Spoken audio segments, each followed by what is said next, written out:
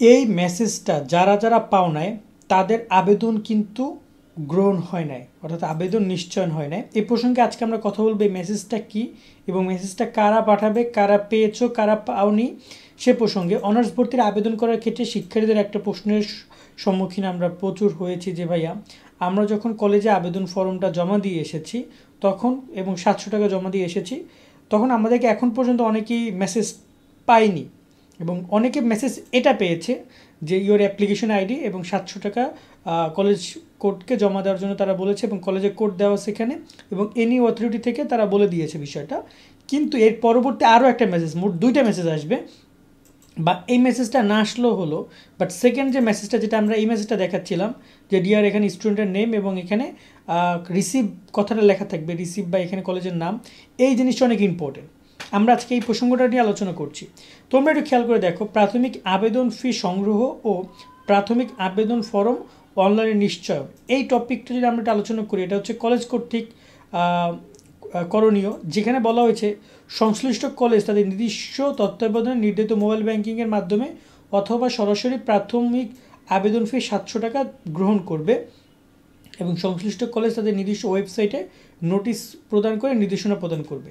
College কর্তৃক, মনোযোগ দিয়ে শুই না, কলেজ কর্তৃক কোনো আবেদনকারী প্রাথমিক আবেদন ফর্ম অনলাইনে নিশ্চয়ন করা না হলে ওই আবেদনকারীকে ভর্তি পরীক্ষায় অংশগ্রহণ করতে দেওয়া হবে না। সো যদি কলেজ তোমাকে কনফার্ম না করে বা নিশ্চয়ন না করে তাহলে তুমি কিন্তু আর ভর্তি পরীক্ষা অংশগ্রহণ করতে পারবে না, সেটা তারা বলেছে। এমন ব্যাপারটা আরও ভর্তির যে বিজ্ঞপ্তি সেখানেও বেশ কয়েকবার বলা হয়েছে যে তোমাকে, এই যে দেখতে পাচ্ছ এখানে বলা হয়েছে যে তোমরা নিশ্চয় না হলে তুমি কিন্তু ভর্তি পরীক্ষা অংশগ্রহণ করতে পারবে না, এই যে ব্যাপারটা তারা বলে দিয়েছে।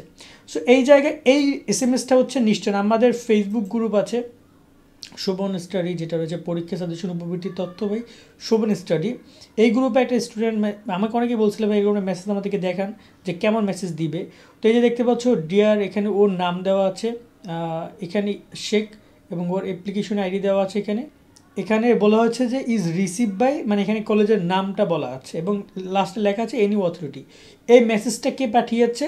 যখন তুমি 700 টাকা জমা দিয়েছিলে না, এই যে টাকাটা 700, এই 700 টাকা জমা দেওয়ার পরে এই মেসেজটা কলেজ থেকে তোমার নাম্বারে পাঠিয়ে দেওয়া হচ্ছে। আর এই আগের এসএমএস কিন্তু এইটা, যেটা তোমাকে 700 টাকা পাঠানোর জন্য বলেছে, আর পরবর্তী মেসেজ এটা যেটা 700 টাকা তারা রিসিভ করেছে।